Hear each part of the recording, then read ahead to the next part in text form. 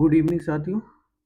आज हम लोग एक नए वीडियो में और अपने आज नए सब्जेक्ट के साथ जो कि पॉलिटिकल और सिविक्स से रहेंगे।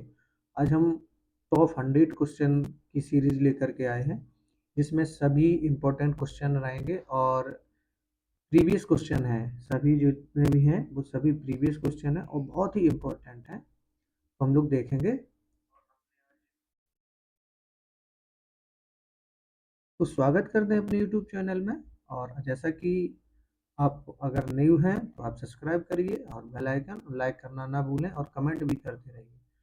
चलिए स्टार्ट करते हैं अपने पहले क्वेश्चन के साथ। और हमारा पहला क्वेश्चन है कि अमेरिकी संविधान में बिल ऑफ राइट्स किस संशोधन द्वारा जोड़ा गया। बहुत इंपॉर्टेंट क्वेश्चन है। आपके सामने 4 ऑप्शन है, उन 4 ऑप्शनों में से राइट आंसर आपको बताना है। प्लीज़ आप कमेंट भी करिए इसमें कौन सा राइट आंसर होगा। तो इसका हमारा जो राइट आंसर है 4 नंबर है। प्रथम 10 संशोधनों द्वारा जो है इसका अमेरिकी संविधान में बिल ऑफ राइट्स जो है संशोधन जोड़ा गया था प्रथम 10 संशोधनों द्वारा। यानी अगर हम बात करें कि 1791 में प्रथम 10 संशोधन करते हुए मौलिक अधिकारों को अपनाया गया था। कब अपनाया गया था? 1791 में।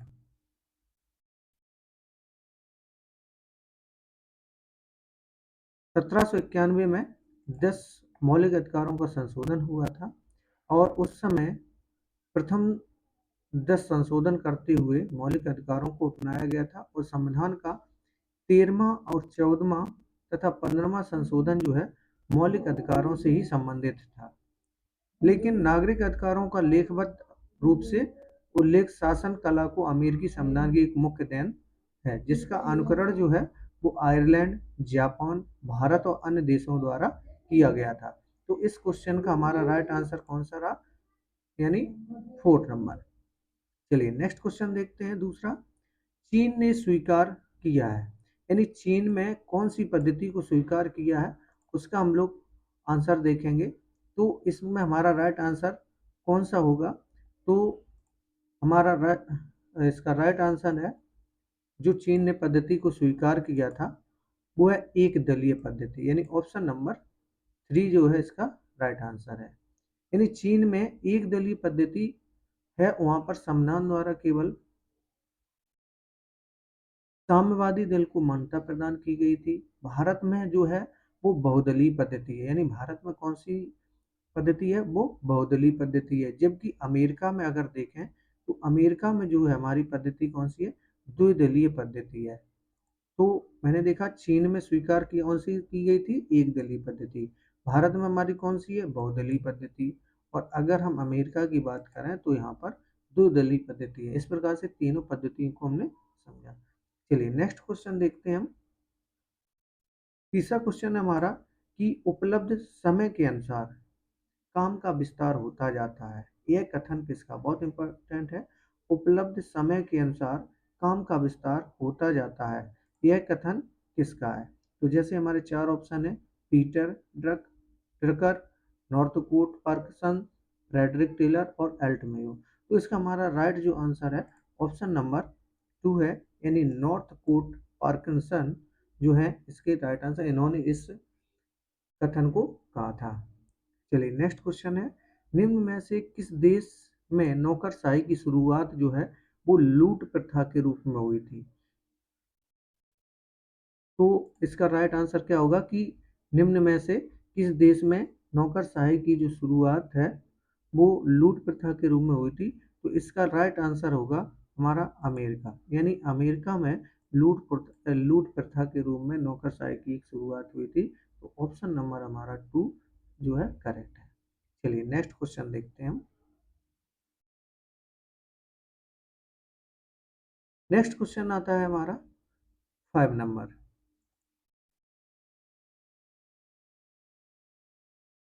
कि निम्न में से संविधान द्वारा एक सुनिश्चित किया जाता है, क्या सुनिश्चित किया जाता है? जैसे कार्यपालिका की शक्तियां, शासक एवं शासित के बीच संबंध। ये जो 4 ऑप्शन है इन 4 ऑप्शनों में हमारा राइट कौन सा रहेगा?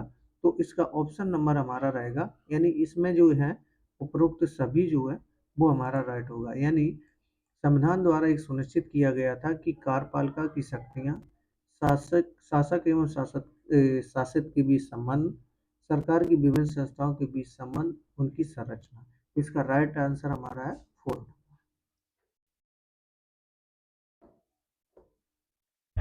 यानी सीफी स्ट्रांग ने लिखा है कि संविधान उन सिद्धांतों का समूह है जिनके अनुसार राज्य के अधिकारों, नागरिकों के अधिकारों और दोनों के संबंधों में सामंजस्य स्थापित किया जाता है। तो किसने लिखा? सी एफ स्ट्रांग ने लिखा है कि संविधान उन सिद्धांतों का समूह है जिनके अनुसार राज्य के अधिकारों, नागरिकों के अधिकारों और दोनों के संबंध में सामंजस्य स्थापित किया है। चलिए अब नेक्स्ट क्वेश्चन हम अपना देखते हैं। तो नेक्स्ट क्वेश्चन हमारा है 6 नंबर, नौकरशाही की नियुक्ति को किस आधार पर होती है? यानी जो क्वेश्चन नंबर 6 है, नौकरशाही की नियुक्ति किस आधार पर होती है? जिसमें कि हमारे इसमें 4 ऑप्शन है, तो किसके आधार पर होती है नौकरशाही की? तो वो होती है हमारी एक स्थायी आधार पर होती है। यानी ऑप्शन नंबर इसका सेकंड जो है वो राइट है। स्थायी आधार पर नौकरशाही की नियुक्ति होती है। चलिए नेक्स्ट क्वेश्चन है 7 नंबर, पोस्ट कार्य की अवधारणा दी गई है। यानी पोस्ट कार्य की अवधारणा किसने दी है? बहुत इंपॉर्टेंट क्वेश्चन है। तो पोस्ट कार्ड की जो अवधारणा दी गई है वो किसने दी? तो वो ऑप्शन नंबर इसका हमारा राइट है फर्स्ट, यानी लूथर गुलिक ने पोस्ट कार्ड की अवधारणा को दिया है। तो ऑप्शन नंबर फर्स्ट हमारा करेक्ट। लूथर गुलिक ने क्या मतलब क्या था ये? लूथर गुलिक जो थे वो प्रशासन की समस्याओं का उल्लेख जो है पोस्ट कार्ड शब्द के रूप में किया, जिसका अभिप्राय जो है, यानी अगर हम पी से देखें तो पी का मतलब होता है प्लानिंग, उसके बाद ओ से मतलब होता है ऑर्गेनाइजिंग, एस का मतलब होता है स्टाफिंग, डी का मतलब डायरेक्टिंग, सी का मतलब को, और ओ का मतलब ऑर्डिनेटिंग, उसके बाद आर का मतलब रिपोर्टिंग और बी का मतलब बजटिंग। तो इस प्रकार से पोस्ट कार्व का मतलब क्या हुआ है? लूथर गुलिक ने दिया था, और इसका मैंने आपको जिसका अर्थ मैंने बताया आपको। तो इस प्रकार से पोस्ट कार्व की अवधारणा लूथर गुलिक ने दी है। चलिए नेक्स्ट क्वेश्चन देखते हैं। नेक्स्ट क्वेश्चन नंबर है 8 नंबर, भारत में एपलबी समिति की स्थापना हुई थी निम्नलिखित में सुधार करने के लिए। यानी एपलबी की समिति की जो स्थापना हुई थी वो किस सुधार के लिए हुई थी? तो इसमें हम लोग देखेंगे, तो इसका ऑप्शन नंबर हमारा कौन सा राइट हो जाएगा? तो वो 4 नंबर हो जाएगा, यानी भारतीय प्रशासन को सुधार करने के लिए एपलबी समिति की स्थापना हुई थी, जो कि 4 सितंबर 1952 में सरकार ने भारत में प्रशासनिक सुधारों पर विचार करने के लिए एक पॉल एपलबी की नियुक्ति की थी। कब? सितंबर 1952 में। 15 जनवरी 1953 को एपलबी ने 3000 शब्दों की का जो है भारत में लोक प्रशासन सर्वेक्षण का प्रतिवेदन सरकार को प्रस्तुत किया था। कब? 15 जनवरी 1953 में एपलबी ने जो है 3000 शब्दों का, लेकिन जो सितंबर 1952 में भारत में प्रशासनिक सुधारों पर विचार करने के लिए एपलबी की स्थापना या नियुक्ति की गई थी। चलिए नेक्स्ट क्वेश्चन देखते हैं 9 नंबर, यानी 9वां क्वेश्चन देखेंगे। तो 9वां क्वेश्चन है, भारत जैसे विकासशील समाज में लोक प्रशासन का प्रत्यक्ष भूमिका निम्नलिखित में से कौन सी है? राजस्व जुटाना, विधि व्यवस्था, सामाजिक आर्थिक पुनर्निर्माण, सहभागिता प्रबंधन। तो भारत जैसे विकासशील समाज में लोक प्रशासन की जो प्रत्यक्ष भूमिका जो है वो है विधि और व्यवस्था। यानी ऑप्शन नंबर हमारा सेकंड जो है वो बिल्कुल करेक्ट है।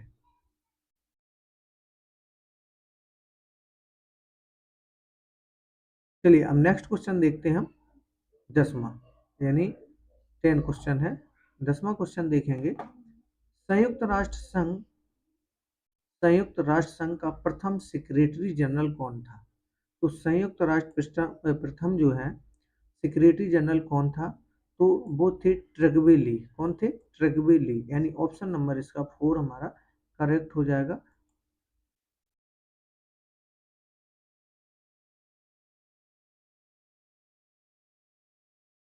ट्रगबे ली 1 फरवरी 1946 को जो है नॉर्वे के एक ट्रगबेली प्रथम महासचिव नियुक्त किए गए थे और नवंबर 1950 को उनका एक कार्यकाल 3 वर्ष के लिए बढ़ा दिया गया था।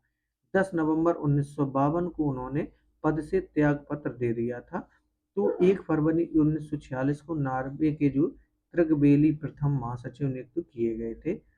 कौन से? ट्रगबे ली, संयुक्त राष्ट्र महासंघ यानी संयुक्त राष्ट्र संघ का प्रथम सेक्रेटरी जनरल ट्रगबे ली थे, जो कि 1946 में सिलेक्ट हुए थे। चलिए नेक्स्ट क्वेश्चन देखते हैं हम। 11 नंबर, किस संशोधन द्वारा समाजवाद और धर्मनिरपेक्ष शब्दों को भारतीय संविधान की प्रस्तावना में जोड़ा गया? तो इसका राइट आंसर हमारा सेकंड नंबर हो जाएगा 42वें संविधान द्वारा, यानी 42वें संविधान संशोधन 1976 के द्वारा भारतीय संविधान की प्रस्तावना में समाजवादी, धर्मनिरपेक्ष एवं अखंडता शब्द का जोड़ा गया। तो इसका ऑप्शन नंबर हमारा 42 यानी 1976 में जोड़ा गया। ऑप्शन नंबर सेकंड है 42वां संशोधन में। 42वां संशोधन कब हुआ था? 1976 में। चलिए नेक्स्ट क्वेश्चन है 12 नंबर, भारतीय संसदीय शासन प्रणाली में मंत्रिमंडल किसके प्रति उत्तरदायी होता है? तो भारतीय संसदीय शासन प्रणाली में मंत्रिमंडल किसके प्रति उत्तरदायी होता है? तो इसका ऑप्शन नंबर हमारा करेक्ट हो जाएगा कि लोकसभा के प्रति, यानी ऑप्शन नंबर हमारा सेकंड जो है वो करेक्ट हो जाएगा, लोकसभा के प्रति।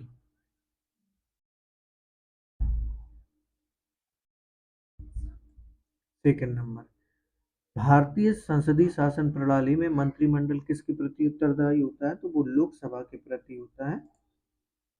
संसदीय प्रणाली सामूहिक उत्तरदायित्व के आधार पर कार्य करती है। यह उत्तरदायित्व जो है निम्न सदन के प्रति होता है। भारत में संसदीय प्रणाली में मंत्रिमंडल निम्न सदन यानी लोकसभा के प्रति उत्तरदायी होता है। उसका उल्लेख जो अनुच्छेद 75(3) में है।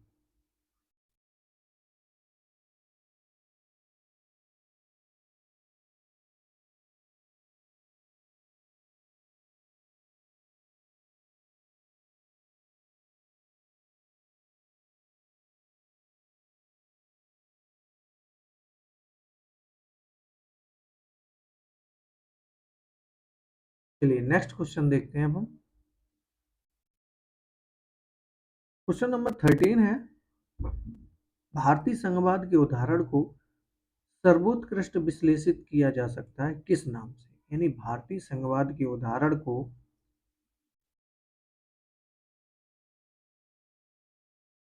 सर्वोत्कृष्ट विश्लेषित किया जा सकता है किस नाम से? तो इसका ऑप्शन नंबर हमारा करेक्ट हो जाएगा शास्त्रीय संघवाद, यानी ऑप्शन नंबर 2 सेकंड जो है इसका राइट है। नेक्स्ट क्वेश्चन आता है कि निम्नलिखित में से कौन से तत्व भारतीय राजनीतिक व्यवस्था में महत्वपूर्ण भूमिका निभाते हैं? जैसे जात, धर्म, क्षेत्र, राष्ट्रीयकरण, राष्ट्रीय दृष्टिकोण। ये जो कूट की दृष्टि से अगर हम देखें तो इसका हमारा करेक्ट कौन सा हो जाएगा? तो ऑप्शन नंबर इसका हमारा करेक्ट हो जाएगा फर्स्ट, यानी अगर देखें तो फर्स्ट, सेकंड एवं जो थर्ड है, यानी आंसर इसका ऑप्शन नंबर जो फर्स्ट है ये करेक्ट है। कौन से तत्व राजनीतिक व्यवस्था में महत्वपूर्ण भूमिका निभाते हैं? जैसे कि जात निभाते हैं, सेकंड नंबर क्षेत्र और तीसरा धर्म। ये सभी जो है भारतीय राजनीतिक व्यवस्था में महत्वपूर्ण भूमिका निभाते हैं। चलिए नेक्स्ट क्वेश्चन देखेंगे हम।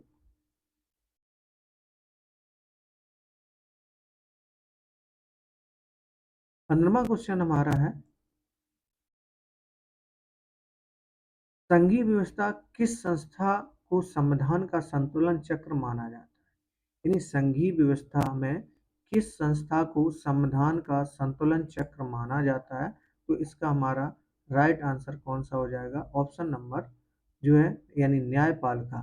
इसका ऑप्शन नंबर हमारा 3 जो है वो करेक्ट हो जाएगा, न्यायपालिका। संघीय व्यवस्था में किस संस्था को संविधान का संतुलन चक्र माना जाता है? न्यायपालिका को माना जाता है। न्यायपालिका जो है वो संघीय व्यवस्था में संविधान सर्वोच्च होता है और संविधान की व्याख्या का अधिकार जो है वो न्यायपालिका को होता है। न्यायपालिका उन कानूनों को अवैध घोषित कर देती है जो संविधान के प्रतिकूल होते हैं। इसलिए न्यायपालिका को संविधान का संतुलन चक्र कहा जाता है। चलिए नेक्स्ट क्वेश्चन देखते हैं। नेक्स्ट क्वेश्चन है 16वां। दबाव समूह का स्वभाव होता है। दबाव समूह का जो है स्वभाव होता है तो वो कैसा होता है, तो उसका राइट आंसर हो जाएगा आदर्श सरकार के रूप में। यानी दबाव जो समूह का स्वभाव होता है आदर्श सरकार के रूप में होता है। ऑप्शन नंबर इसका 4 करेक्ट है। नेक्स्ट देखते हैं भारतीय संविधान में केंद्र राज्य प्रशासनिक संबंध निम्नलिखित में से किस अनुच्छेद में वर्णित है। तो भारतीय संविधान में केंद्र राज्य प्रशासनिक संबंध निम्नलिखित में से किस अनुच्छेद में वर्णित है, तो वो इसका ऑप्शन नंबर फर्स्ट यानी 256 और 263।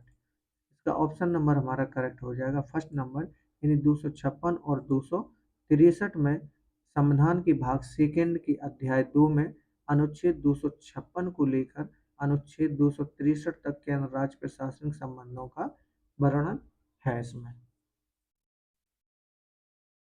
चलिए नेक्स्ट क्वेश्चन देखते हैं 18 नंबर। निम्नलिखित युग्मों का सही मिलान कीजिए तथा सही कूट चुनें। तो निम्नलिखित युग्मों का सही मिलान कीजिए, जैसा कि Gokulnath case, Shamsher Singh case, Minerva mills case. तो इसमें जो हमारे एक तरफ जो है स्तंभ दिए गए हैं और एक स्तंभ ए और बी दिए गए हैं। तो इसका हमारा राइट कौन सा हो जाएगा, तो ऑप्शन नंबर हमारा 2 इसका करेक्ट हो जाएगा। यानी 2 नंबर जो हमारा करेक्ट हो जाएगा, यानी फर्स्ट का बी यानी गोकुलनाथ केस जो है वो मौलिक अधिकार से संबंधित है। उसके बाद अगर सेकंड के डी की बात करें तो राष्ट्रपति के अधिकार हैं। शमशेर सिंह केस जो है राष्ट्रपति के अधिकार। थर्ड की बात करें मिनर्वा मिल्स केस जो है वो ऑप्शन नंबर सी जो है वो करेक्ट, यानी राज्य की नीति निर्देशक तत्व। उसके बाद फोर्थ का ए यानी आधारभूत संरचना का सिद्धांत। इस प्रकार से ऑप्शन नंबर 2 हमारा करेक्ट हो। चलिए नेक्स्ट क्वेश्चन देखते हैं हम 19वां। बहुत इंपॉर्टेंट है, ये कई बार पूछा गया कि संसद में शून्यकाल का अर्थ क्या होता है। संसद में शून्यकाल का अर्थ क्या होता है, तो इसका हमारा करेक्ट आंसर क्या हो जाएगा कि संसद में प्रश्नकाल एवं अन्य कार्यों में प्रारंभ होने के समय के बीच की जो अवधि होती है वो शून्यकाल होता है। यानी ऑप्शन नंबर ए करेक्ट। प्रश्नकाल एवं अन्य कार्यों में प्रारंभ होने के समय के बीच की जो अवधि होती है वो शून्यकाल कहलाती है। शून्यकाल संसद में शून्यकाल प्रश्न के बाद यानी जो शून्यकाल होता है शून्यकाल प्रश्न के बाद 1 घंटे का होता है। यानी शून्यकाल जो प्रश्नकाल के बाद जो होता है यानी शून्यकाल प्रश्नकाल के बाद होता है, ये याद रखें, जो कि 1 घंटे का होता है। यह प्रश्नकाल एवं अन्य कार्यों के बीच का समय है जिसमें मंत्रियों से बिना सूचना दिए सामाजिक विषयों पर प्रश्न पूछा जाता है। चलिए नेक्स्ट क्वेश्चन अगर हम देखें तो नेक्स्ट क्वेश्चन हमारा है संविधान का संरक्षक कौन है। संविधान का संरक्षक कौन होता है और ये कौन है, तो इसका राइट आंसर हो जाएगा थर्ड नंबर यानी सर्वोच्च जो न्यायालय है वो संविधान का संरक्षक होता है। सर्वोच्च न्यायालय अनुच्छेद 32 के अंतर्गत संविधान के संरक्षक की मूल जो भूमिका अदा करता है। कौन सी, अनुच्छेद 32 के अंतर्गत, जिसके अंतर्गत वह 5 प्रकार की रिट जो है वो जारी करता है, जिसमें बंदी प्रत्यक्षीकरण, परमादेश, प्रतिषेध, उत्प्रेषण एवं अधिकार रक्षा सम्मिलित है। संविधान का संरक्षक कौन होता है, सर्वोच्च न्यायालय। चलिए नेक्स्ट क्वेश्चन अब हम देखेंगे भारतीय संसद के 2 सत्रों में कितना अंतर होता है। यानी जो भारतीय संसद होती है तो उन 2 सत्रों में जो है वो कितना अंतर होता है, तो वो उसका राइट आंसर हो जाएगा मेरा 4 नंबर यानी 6 माह का। भारतीय संसद के 2 सत्रों में कितना अंतर होता है, तो वो होता है 6 माह का, यानी 6 महीने का अंतर होता है। अनुच्छेद 85(1) के अनुसार राष्ट्रपति समय समय पर संसद के प्रत्येक सदन को ऐसे समय और स्थान पर जो है ठीक समझे अधिवेशन के लिए आहूत करेगा, किंतु उसके एक सत्र की अंतिम बैठक और आगामी सत्र की प्रथम बैठक के लिए नियत तारीख के बीच 6 माह से अधिक का अंतर नहीं होगा। चलिए अब देखते हैं नेक्स्ट क्वेश्चन। और नेक्स्ट क्वेश्चन हमारा है, भारतीय संविधान ने नागरिकों को कितने मौलिक अधिकार प्रदान किए हैं? बहुत इंपॉर्टेंट क्वेश्चन है इसका। तो कितने मौलिक अधिकार प्राप्त किए हैं? तो वो हमारा ऑप्शन नंबर करेक्ट हो जाएगा फर्स्ट, यानी 6 जो है भारतीय संविधान ने नागरिकों को मौलिक अधिकार प्रदान किए हैं। चलिए नेक्स्ट क्वेश्चन देखेंगे अब हम। बेल्जियम और हॉलैंड किन देशों के बीच मध्यवर्ती राज्य का कार्य करते हैं? बेल्जियम और हॉलैंड जो है किन देशों के बीच मध्यवर्ती राज्य का कार्य करते हैं? वो उसका राइट आंसर हो जाएगा हमारा फ्रांस और जो इंग्लैंड है इनके बीच मध्यवर्ती कार्य करते हैं। तो ऑप्शन नंबर फर्स्ट हमारा करेक्ट हो जाएगा। चलिए नेक्स्ट क्वेश्चन देखें अब हम।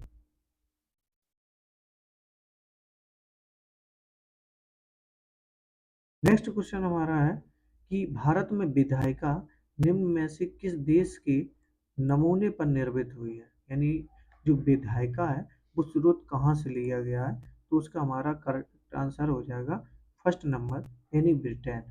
ब्रिटेन से जो विधायिका के जो नमूने लिए गए हैं तो वो कहाँ से हैं?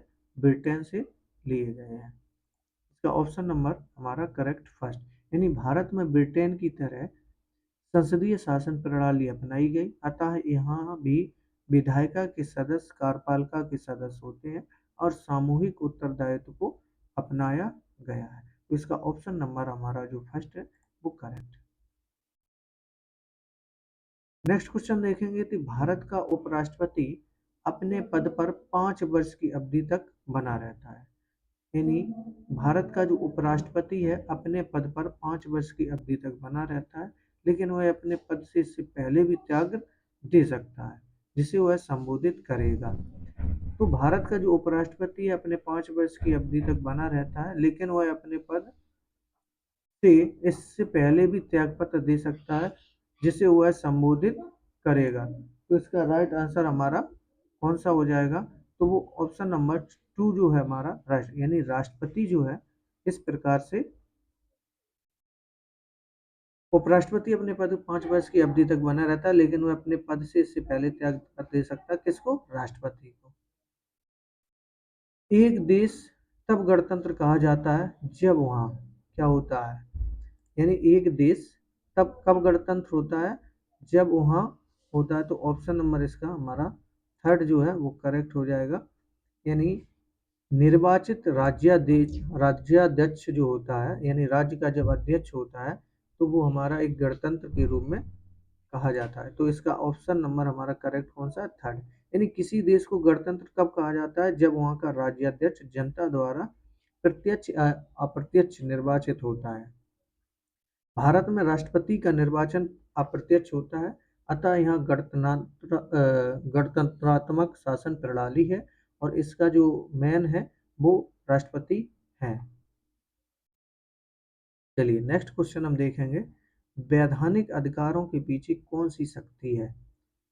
4 ऑप्शन हमारे पास हैं, तो इसका राइट आंसर हमारा कौन सा होगा? हो जाएगा सेकंड नंबर, यानी नैतिकता की शक्ति। वैधानिक अधिकारों के पीछे की जो शक्ति है वो कौन सी है? सॉरी, कानून की शक्ति। ऑप्शन नंबर इसका फर्स्ट हमारा करेक्ट हो जाएगा। ऑप्शन नंबर 1 जो है वो करेक्ट है। कानून की शक्ति, वैधानिक अधिकारों के पीछे कौन सी शक्ति है? तो वो है कानून की शक्ति। चलिए नेक्स्ट क्वेश्चन अब हम देखेंगे, क्वेश्चन नंबर 28। प्राकृतिक अधिकारों का सिद्धांत का एक भाग है। इसमें 4 ऑप्शन है। प्राकृतिक अधिकारों का सिद्धांत एक भाग है, तो वो इसका है आंसर हो जाएगा सामाजिक समझौता सिद्धांत का। यानी जो प्राकृतिक अधिकारों का सिद्धांत है तो वो एक भाग है। तो कौन सा है हमारा? 4 नंबर इसका करेक्ट हो जाएगा, सामाजिक समझौता सिद्धांत का। चलिए नेक्स्ट क्वेश्चन अब हम देखेंगे,